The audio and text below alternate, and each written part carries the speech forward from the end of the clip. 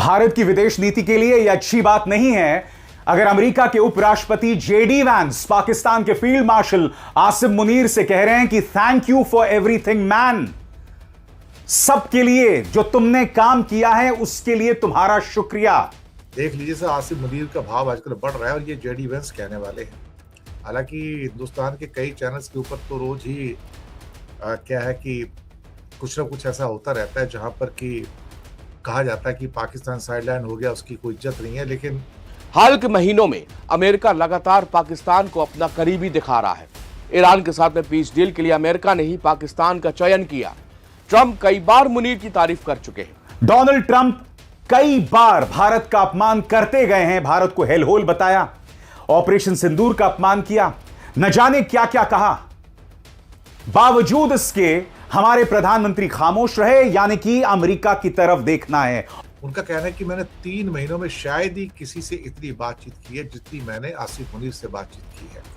और शहबाज शरीफ और मुनीर की मौजूदगी में उन्होंने कहा, सरकार का प्रचार तंत्र कहता था जब भी आप प्रधानमंत्री नरेंद्र मोदी की आलोचना करते थे, देश के अंदर कुछ बुरा चल रहा था, उसकी बात करते थे तो कहते थे जाओ पाकिस्तान चले जाओ। वेंस ने पाकिस्तान की तारीफ के पुल बांध दिए। कई बातें ऐसी कही जो पाकिस्तान को बिल्कुल उनकी मीडिया, सोशल मीडिया से लगा के पाकिस्तान की पूरी आवाम खुशी से झूम रही है। भारत की विदेश नीति के लिए यह अच्छी बात नहीं है अगर अमेरिका के उपराष्ट्रपति जेडी वैंस पाकिस्तान के फील्ड मार्शल आसिम मुनीर से कह रहे हैं कि thank you for everything man, सबके लिए जो तुमने काम किया है उसके लिए तुम्हारा शुक्रिया। और यह इसलिए अहम है क्योंकि प्रधानमंत्री नरेंद्र मोदी हर मुद्दे के लिए अमेरिका की तरफ देखते हैं। ईरान के साथ तेल खरीदना है, अमेरिका की तरफ देखो। रूस से तेल खरीदना है, अमेरिका की तरफ देखो। ईरान के साथ चाबहार बंदरगाह परियोजना करना है, नहीं करना है, अमेरिका की तरफ देखो। ऑपरेशन सिंदूर कब रोकना है, अमेरिका की तरफ देखो। डोनाल्ड ट्रंप कई बार भारत का अपमान करते गए हैं, भारत को हेलहोल बताया, ऑपरेशन सिंदूर का अपमान किया, न जाने क्या क्या कहा। बावजूद इसके हमारे प्रधानमंत्री खामोश रहे, यानी कि अमेरिका की तरफ देखना है। और आज वही अमेरिका पाकिस्तान के फील्ड मार्शल आसिम मुनीर की तारीफ कर रहा है। पहले मैं चाहूंगा आप इस वीडियो को देखिए। जेडी वैंस उनसे गले मिलते हैं, 10-15 सेकंड का वीडियो भी नहीं है वो, और यहां पर वो क्या कहते हैं वो सुनिए आप।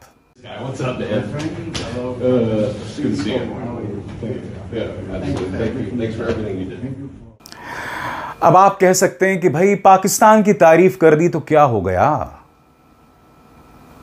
ध्यान से सुनिए मैं क्या कहने वाला हूं। मुद्दा यह नहीं है, मुद्दा यह है कि पिछले 12 सालों में इस सरकार ने पिछले 12 सालों में भारत की विदेश नीति को पूरी तरह से पाकिस्तान सेंट्रिक कर दिया था। इसका आगाज 2014 से हुआ था, जब इस सरकार के मंत्री ये कहते थे कि अगर प्रधानमंत्री नरेंद्र मोदी की आलोचना करना है तो पाकिस्तान चले जाओ।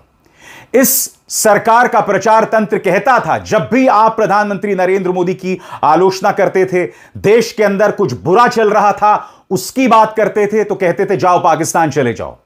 जो भी घटनाक्रम होता था सरकार के खिलाफ, उसे पाकिस्तानी साजिश बताई जाती थी। इसका मतलब क्या हुआ?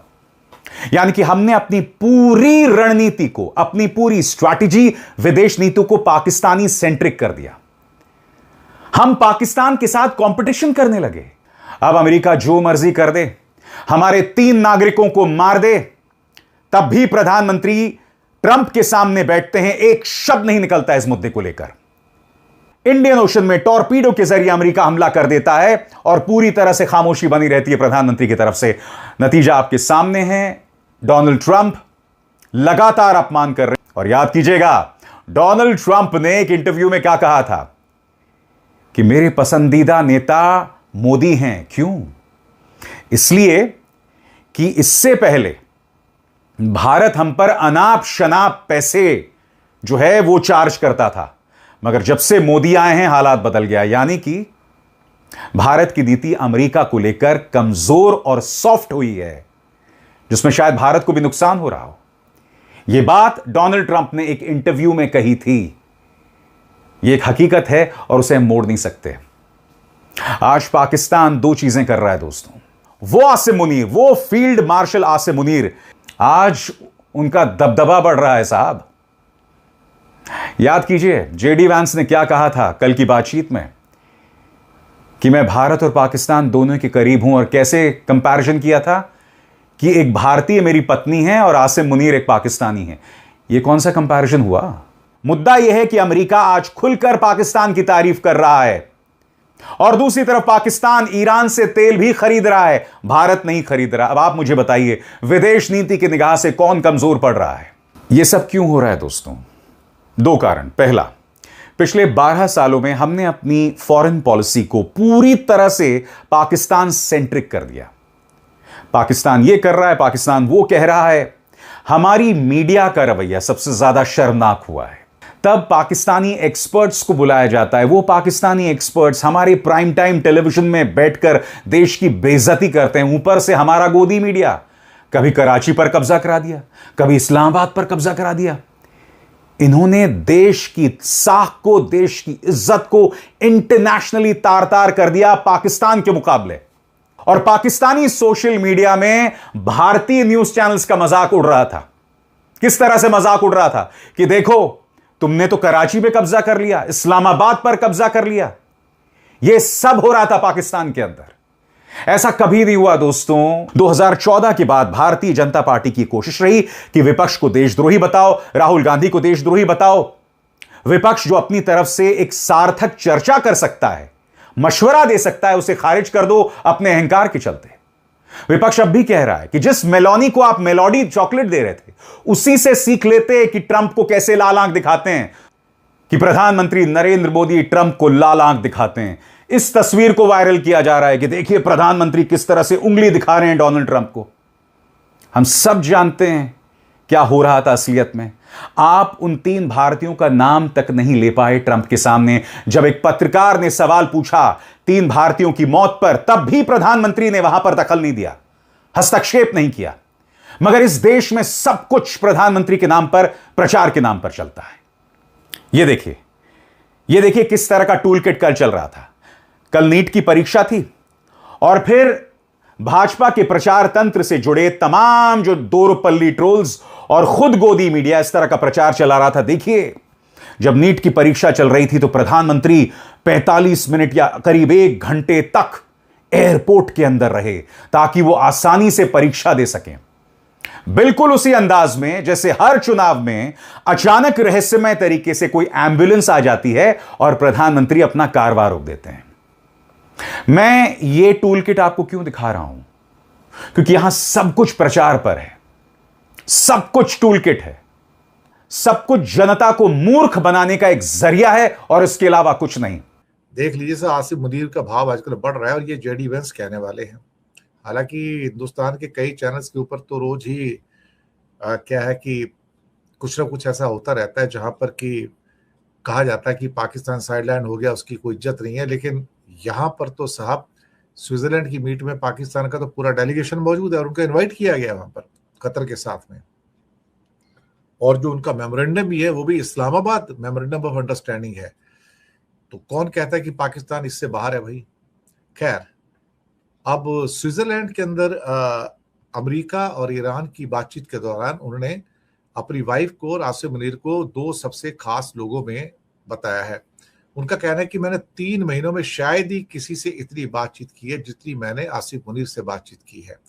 और शहबाज शरीफ और मुनीर की मौजूदगी में उन्होंने कहा, हो कहते हैं कि मैंने कई बार मजाक करते कहा कि मेरी जिंदगी में 2 आदमी बहुत अहम है, एक भारतीय और एक पाकिस्तानी है।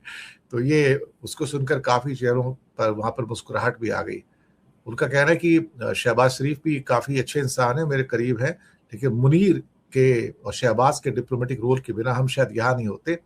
और उन्होंने खुद को एक बेहतरीन डिप्लोमेट जो है वो शामिल प्रूव किया उसका। वेंस के इस बयान का अगर आप सही मतलब निकालेंगे तो यही है कि अमेरिका पाकिस्तान और भारत के साथ में संतुलन बनाकर रखना चाहता है, मगर यह धोखा है। हाल के महीनों में अमेरिका लगातार पाकिस्तान को अपना करीबी दिखा रहा है। ईरान के साथ में पीस डील के लिए अमेरिका ने ही पाकिस्तान का चयन किया।